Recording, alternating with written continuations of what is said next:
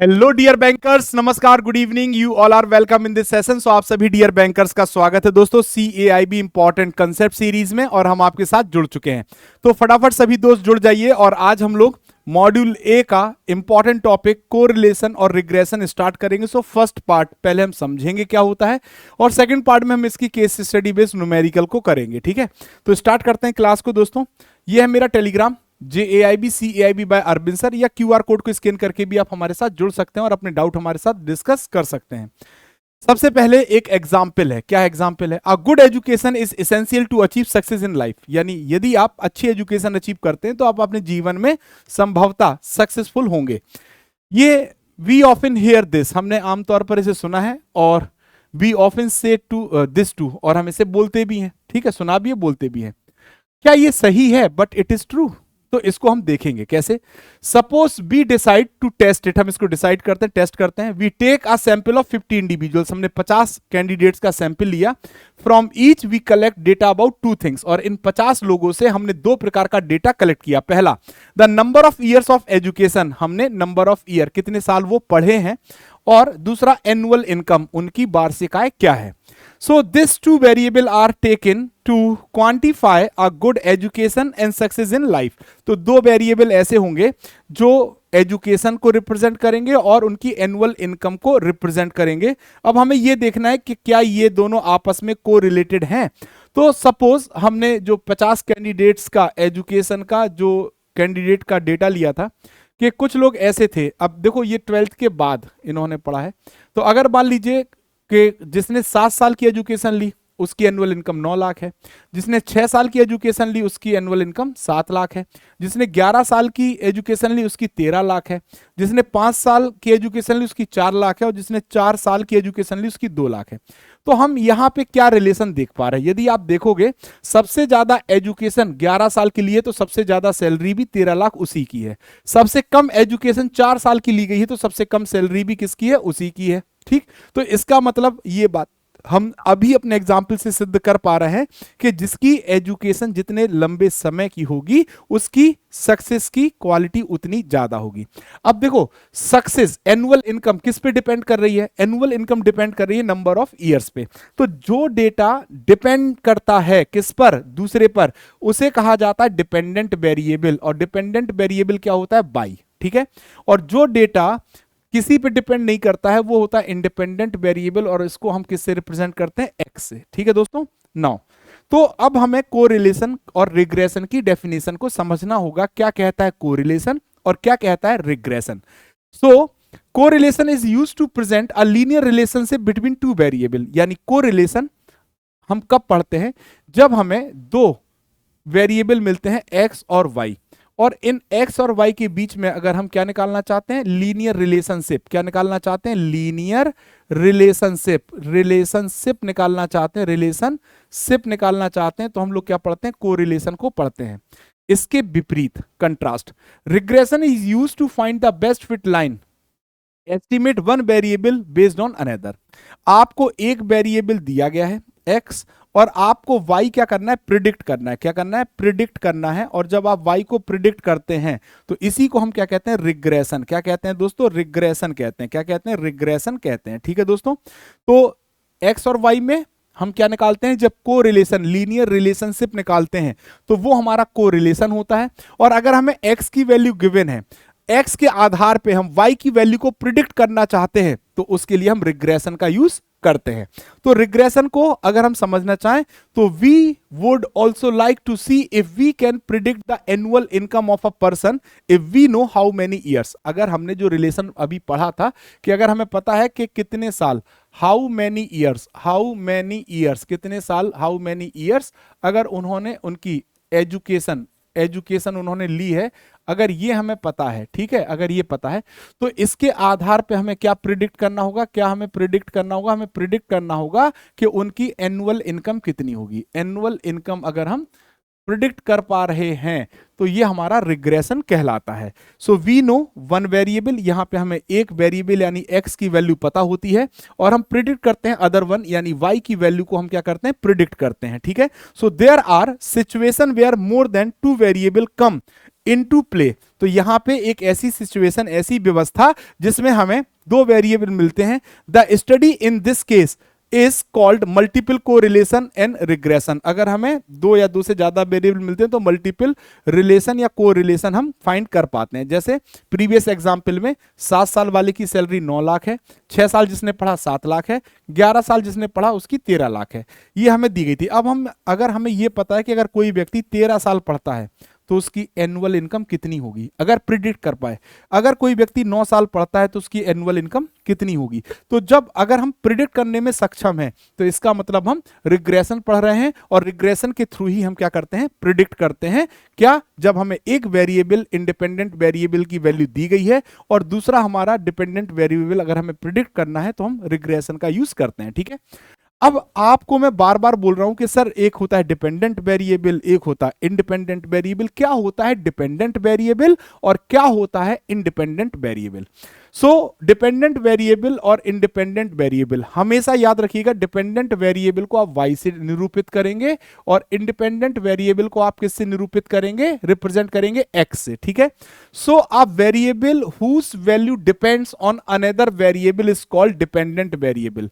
वो वेरिएबल जिसकी वैल्यू दूसरे वेरिएबल पे डिपेंड होती है उसे हम डिपेंडेंट वेरिएबल कहते हैं। जैसे कि कितने साल की एजुकेशन थी, अगर हम एजुकेशन के आधार पे क्या प्रेडिक्ट करना चाह रहे हैं, एनुअल इनकम, तो एनुअल इनकम किस पे डिपेंडेंट है, किस पे डिपेंडेंट है, एजुकेशन कितने साल की है। तो जो मेरा एनुअल इनकम होगा वो क्या होगा दोस्तों, डिपेंडेंट वेरिएबल होगा, और हाउ मेनी ईयर्स एजुकेशन आपने ली है वो मेरा इंडिपेंडेंट वेरिएबल होगा। ठीक है दोस्तों। अब देखो यहां पे उन्होंने एग्जाम्पल भी दिया है एग्जाम्पल के पहले, और अगर a variable whose value does not depend on another, ऐसा वेरिएबल जिसकी वैल्यू दूसरे वेरिएबल पर डिपेंड नहीं करती है, दूसरे वेरिएबल पे डिपेंड नहीं करती है, तो उसे हम इंडिपेंडेंट वेरिएबल कहते हैं। For example, if temperature increase then sale of cold drink increase. अगर आपके यहाँ पे जो टेम्परेचर है अगर वो इंक्रीज होता है तो जो सेल होती है किसकी, कोल्ड ड्रिंक की, किसकी, कोल्ड ड्रिंक की जो सेल होती है वो क्या हो जाएगी, इंक्रीज हो जाएगी। जैसे ही गर्मी बढ़ती है कोल्ड ड्रिंक की सेल बढ़ जाती है। अब देखो गर्मी के बढ़ने पे कोल्ड ड्रिंक की सेल बढ़ी, तो ये मेरा डिपेंडेंट वेरिएबल होगा और ये मेरा इंडिपेंडेंट वेरिएबल होगा। So cold drink dependent variable है, टेम्परेचर इंडिपेंडेंट वेरिएबल है। ठीक है दोस्तों, डन है, समझ में आ रहा होगा। एक और एग्जांपल है, if price of commodity increase then demand for of decrease, है ना, डिमांड ऑफ कमोडिटी डिक्रीज। यानी अगर प्राइस अगर बढ़ा तो डिमांड क्या हो जाएगी, कम हो जाएगी। क्या हो जाएगी दोस्तों, डिमांड क्या हो जाएगी, कम। अगर प्राइस कम हुआ तो डिमांड क्या हो जाएगी, बढ़ जाएगी। डिमांड क्या हो जाएगी, बढ़ जाएगी।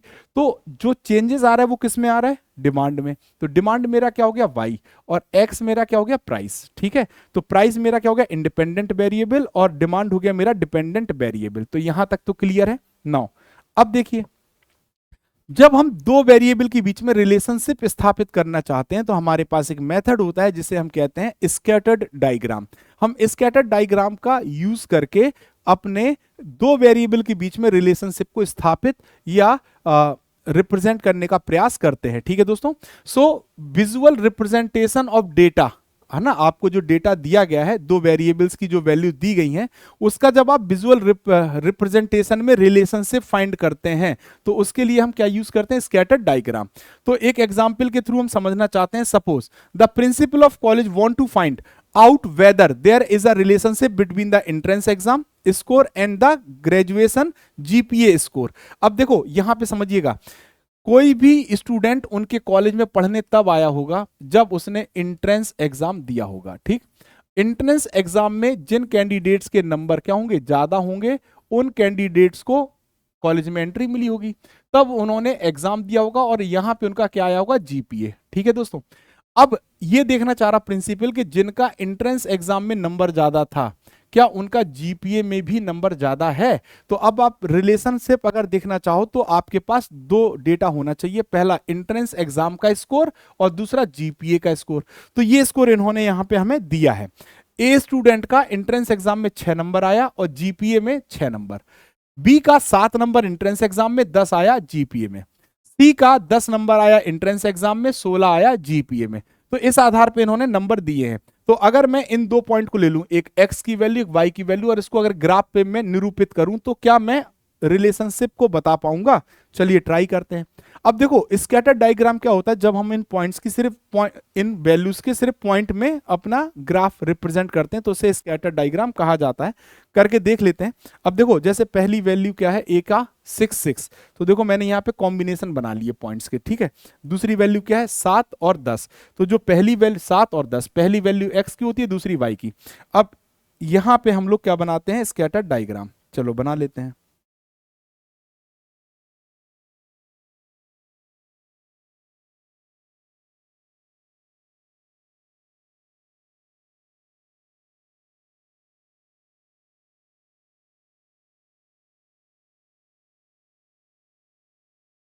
ठीक। अब ये दो आपको पता ही होगा कि एक वैल्यू एक्स की होती है, ये मेरा वाई है, और मेरा एक्स एक्सिस है। अब पहली वैल्यू एक्स की होगी, दूसरी वाई की। अब मैक्सिमम 30 है आपकी वाई की वैल्यू, और मैक्सिमम 25 है एक्स की वैल्यू। तो हम जब पॉइंट्स देंगे तो ये तो 0 0 हो गया, ठीक है, ये तो 0 0 हो गया पॉइंट। अब ये मैं मान लेता हूँ 5, ये मान लेता हूँ 10, ये मान लेता हूँ 15, ये मान लेता हूँ 20, ये मान लेता हूँ 25, और ये मान लेता हूँ 30, ये मान लेता हूँ 35, ठीक, और ये हो गया मेरा 40, ठीक है। इसी प्रकार 5, 10, 15, 20, 25, 30 और 35, ठीक है, ये बना लिया। ठीक है, अब देखो पहला पॉइंट क्या है, पहला पॉइंट क्या है, पहला पॉइंट क्या है, चलो पहला पॉइंट क्या है, 6 और 6, तो x पे 6 और y पे 6, तो ये जो आके मिलेगा वो यहां मिलेगा, ठीक है। दूसरा है 7 और 10, x पे क्या है, 7 और 10, तो ये 7 और 10 आपका यहां मिलेगा। फिर तीसरा क्या है, 10 और 16, 10 और 16, चलो। फिर क्या आता है, 14 और 22, 14 और 22, चलो 14 22 हो गया। फिर 14 और 30, 14 तो था ही, और हमें 30 पे एक पॉइंट लेना होगा, ठीक है। फिर क्या आता है दोस्तों, 12 और 25, 12 और 25, ठीक है। फिर क्या आता है दोस्तों, 13 और 25, तो 13 और 25, ठीक है। फिर क्या आता है, 17 और 31, 17, 15, 16, 17, 17 और 31, चलो 31 हो गया। फिर आता है 10 और 20, 10 और 20, चलो ठीक। फिर क्या आता है दोस्तों, 11 और 12, 11 और 12, ठीक है। फिर क्या आता है दोस्तों, 15 और 25, 15 और 25, ठीक। ये मेरा स्कैटर डायग्राम बन गया, ठीक है। ये मेरा क्या बन गया, स्कैटर डायग्राम बन गया, ठीक है, डन है। अब देखो यहां पे अगर आप देखोगे तो इन्होंने 20 तक के ग्राफ पे बनाया है, इसलिए इनका थोड़ा फैला दिख रहा। और अपना भी अगर आप ध्यान से देखोगे, क्या देखोगे, ध्यान से देखोगे तो इन्होंने इतने ही ग्राफ लिया है, ठीक। तो इस ग्राफ पे अगर आप लोगे तो आपको ही फैला ही दिखेगा, ठीक है। तो ये स्कैटर डायग्राम है। अब इसमें बेस्ट फिट लाइन, ऐसी लाइन खींचनी होती है जो हमारा मैक्सिमम जो पॉइंट्स हैं उनसे क्लोज होके जाए, ठीक है। तो एक ऐसी लाइन हमें खींचनी है जो बेस्ट फिट लाइन हो, जो सबसे क्लोज हो सभी के, ठीक है। तो देखिए ये लाइन मेरी क्या बन गई, बेस्ट फिट लाइन बन गई। यानी इस लाइन के नजदीक सभी मैक्सिमम जो दूरी हो सकती है वो इतनी हो सकती है, ठीक है। अब जब मैं कोई भी अगर ग्राफ मतलब बेस्ट फिट लाइन खींच रहा हूं और अगर वो लेफ्ट से राइट की तरफ जा रही है, ठीक, तो ये क्या होगा, डायरेक्ट रिलेशनशिप। क्या होगा दोस्तों, डायरेक्ट रिलेशनशिप और पॉजिटिव, है ना। अगर राइट से लेफ्ट की तरफ मेरी लाइन जाए तो वो क्या होगा, indirect relationship, inverse relationship, inverse inverse relationship, यानी उल्टा, एक बढ़ रहा दूसरा घट रहा।